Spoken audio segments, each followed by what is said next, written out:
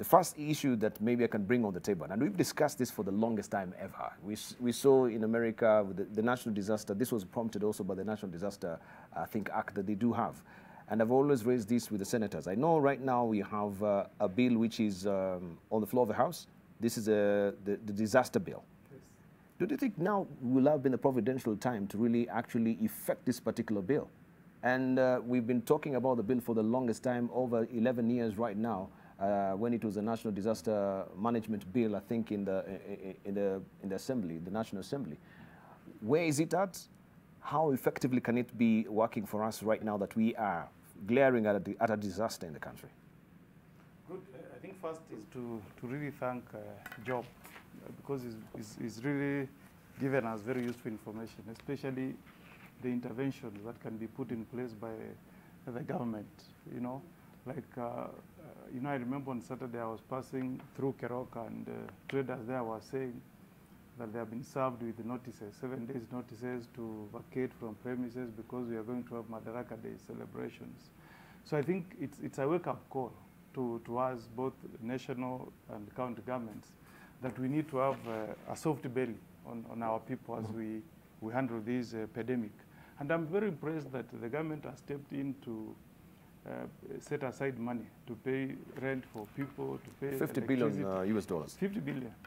Translating to Kenya shillings, how much is that? You know, that's huge. And I know even in this country, there are people who are going to be seriously affected. 5 trillion. You know? 5 trillion. That's how much? 5 trillion. 5 trillion. And I think that's a challenge to us as members of parliament. Other than that bill, disaster management bill, there are some extraordinary measures that can be put in place by the national government and by the county governments to cushion people who may be affected by this virus. You know, when you tell people that today opening offices may be optional, it means that there are businesses that are not going to get income. It means there is a risk of some companies not being able to pay their employees at the end of the month. There is a risk of people who are servicing mortgages, just like you have been told, who may be at risk of being distressed by our banks. So I think it calls for a wider consultation of various players in the economy and in the business sector and in the public sector. But Dibala, I cannot tell you for, you know, with certainty where the disaster management bill is at the Senate.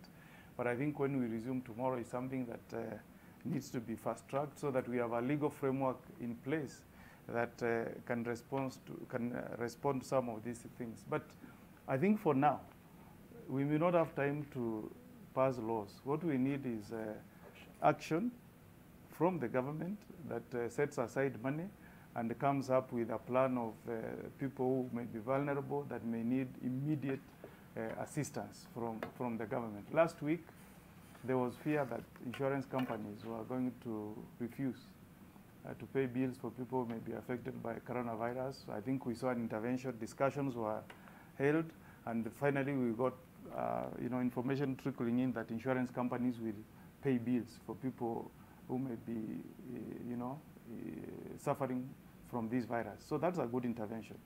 But going forward, there is a lot that needs to be done by the national government and county governments.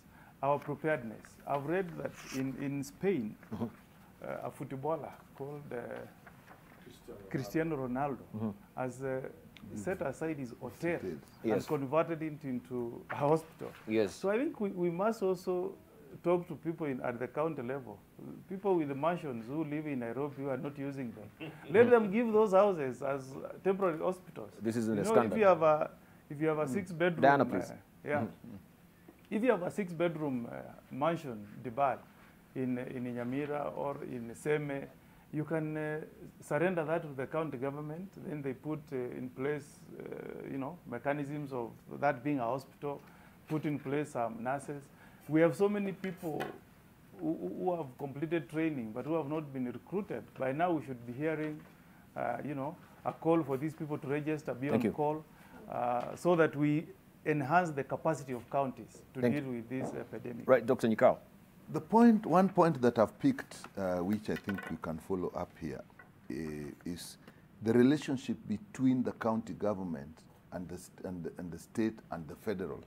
It comes out that they have a clear way of functioning, so that you do this if you are overwhelmed, you do this if you are overwhelmed, you do that. I don't think we have that, knowing the relationship between our county governments and national government. I think that's something we need to look and put in place, not only for disaster, but for actually all actions, so that things run smoothly. On the issue of the bill, if you think about it, if you are declaring a national disasters and you don't an act of parliament that tells you what to do immediately, then you see there's a gap. Because if you have that act, and I really must say we must get it in place immediately, then once a national disaster is declared, it will prescribe immediately what to do, 1, 2, 3. Even acquiring property, like Mheshimiwa Omogeni was saying, if there are some big property, private property that is lying fallow, that is needed for for national use, for national emergency, those are the kind of things that that act would take in place. So I've appreciated the relationship and the structured, ordered way in which the county services and the national services and the state services and the federal services act.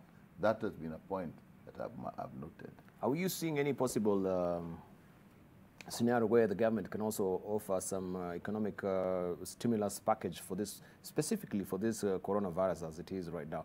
Or we are not in a position as to whether we can actually steamroll that?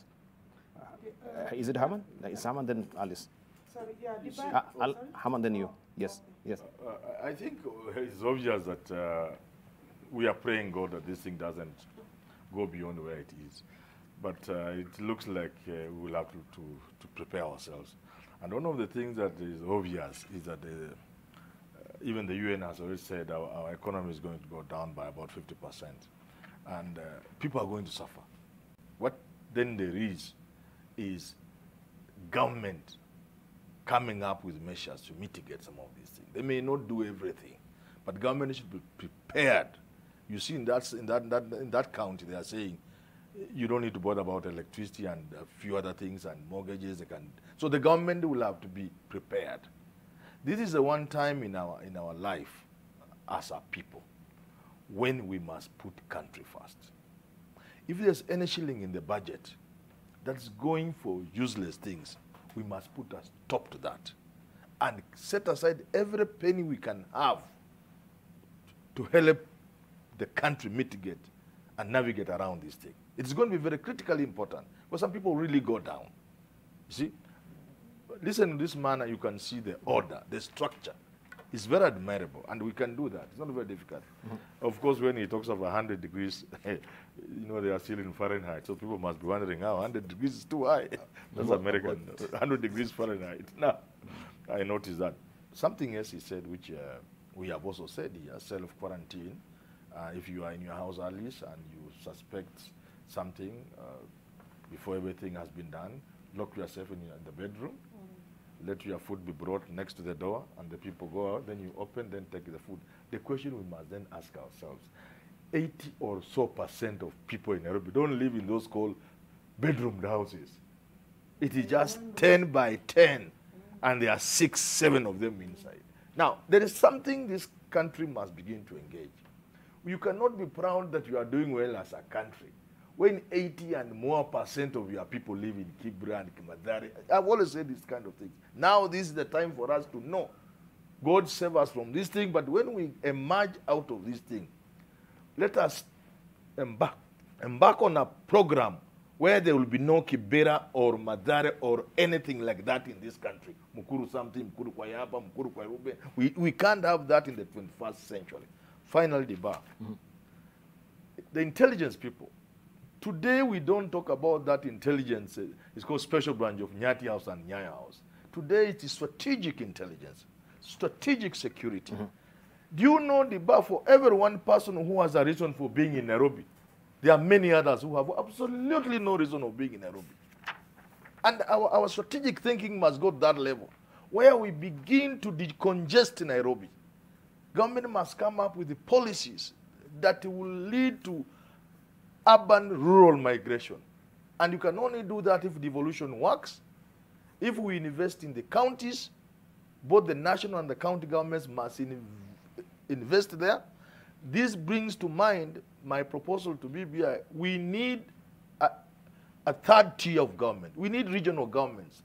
These are regional governments will be powerful and big enough and economically viable enough to make the countryside a viable place to live and work.